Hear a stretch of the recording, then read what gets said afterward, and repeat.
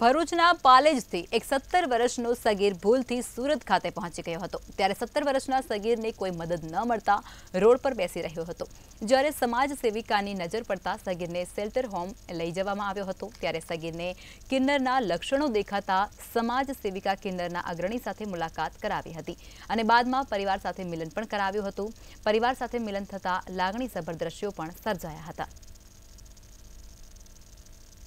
मैं ए बाळक पासेथी जे ते नानुं अमस्तुं जे एनी पासे एड्रेस हतुं ए लईने त्याना जे मासी छे त्यां रहे छे ए सोहाना मासीनो कॉन्टेक्ट कर्यो अने एमणे एक ज कलाकनी अंदर एना जे वालीओ छे गार्डियन छे एमनी जोड़े कॉन्टेक्ट करीने एमने मारुं एड्रेस आपी दीधुं। सवारमां हजू तो मैं उठी नथी अने एमना फेमिली मेम्बर घरे आवी गया अने हूँ एमने लईने अहींया तरुणभाईने त्यां शेल्टर होम पर आवी। ज्यारे आ लोकोने मेळव्युं ने त्यारे बहु खुशी थई, आँखमां एक जातनी भीनाश आवी गई कि मुझे 4 दिन पहले 14 तारीख को शाम में बाहर में अपने आश्रम के बाहर में रोते हुए मिला और हमारे आश्रम में जो लोग बेनिफिशियरी लोग रहते हैं उन्होंने हमें बताया बाहर में एक बच्चा रो रहा है, तो हमने उनको अंदर बुलवाया। फिर इसका जैसा कंडीशन था वैसे तो ये माइनर है, तो तुरंत हमने अपने ऑनर को इन्फॉर्मेशन दिया।